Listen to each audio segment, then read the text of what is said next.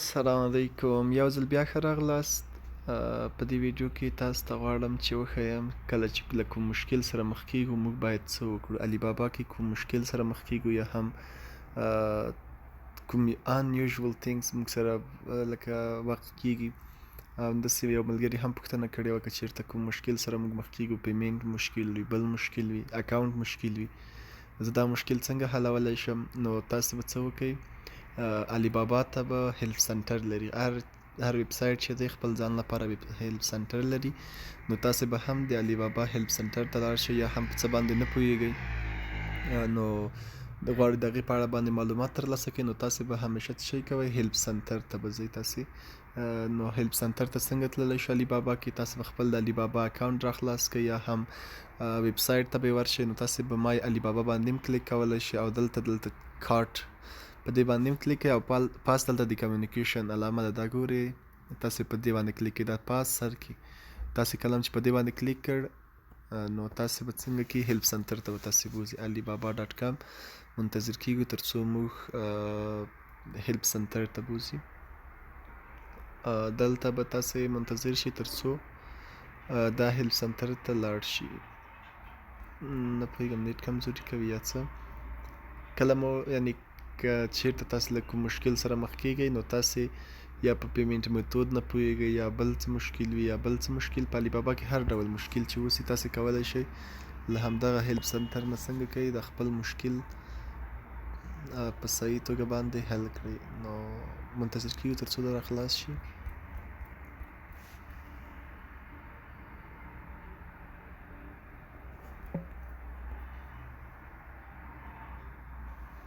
نه پوهېږم چې دا ولې نه را خلاصوي.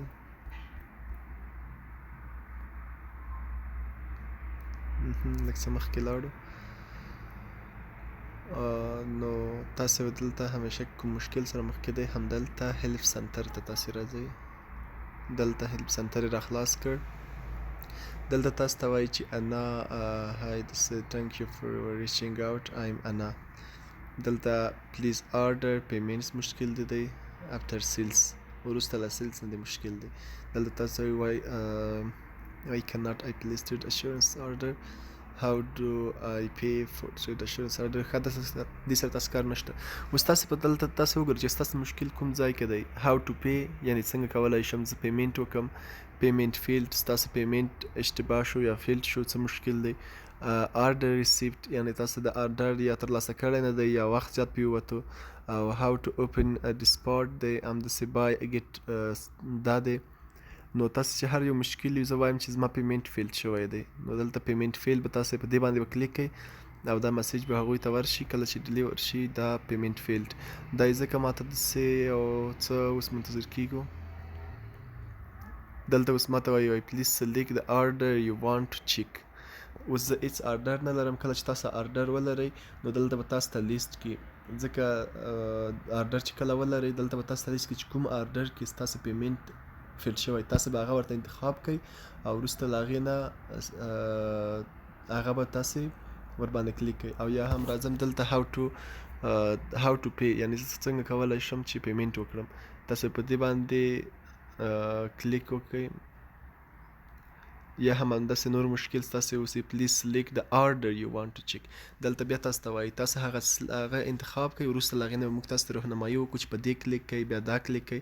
نو هغه آرډر یا هم هغه سپلایر چې تاسو ته پیمنټ لینک لیږلی وي هغه به تاسې پیمنټ لینک لیږلی وي هغه به تاسو دلته راشي په هغې به کلیک کړئ. نو هغلته به تاسې ته ووایي چې اوس دا کلیک کړئ او دا کلیک کړئ. یا هم همداسې نور مشکل اوسي، دلته نور کوم مشکل اوسي هغه هم تاسې درته لیکلی شئ. او زما یو بل اکاونټ هغه څنګه شو بند شو، زه وایم چې مای اکاونټ